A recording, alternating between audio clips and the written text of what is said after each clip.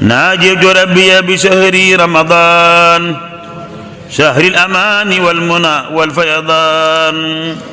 بسم الله barke Borom Tuubaa.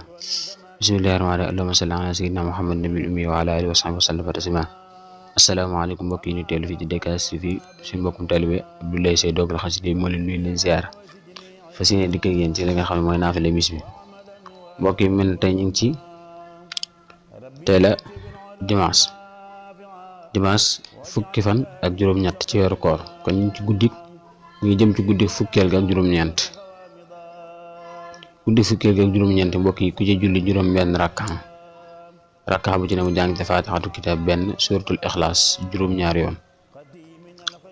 mu ne ku def loolu kooku julli ak payam moo di àjjana te ku ko def yàlla dana ko musal ci lépp lu mu ragal te bu ñaanee xaajoom yàlla dana ko fajal te seytaane dana koy daw te faw dana deyaale ak ngëm te kuréel bay njëkk a tàbbi àjjana ca lay bokk.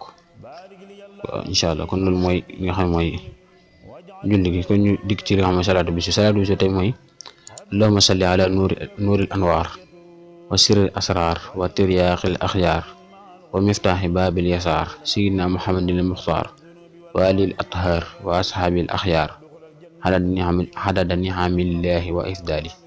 mu ne kooku julli ku ko wax téeméer yoon des na faj ay xaajum muñ ay njàqareem saafara ay ràggam leeral ab xolam ak yeneen ñun ñu tàggatoo ak yéen fu mu beneen yoon wasalaamu aleykum wa rahmatullahi taala wa barakaatuhu.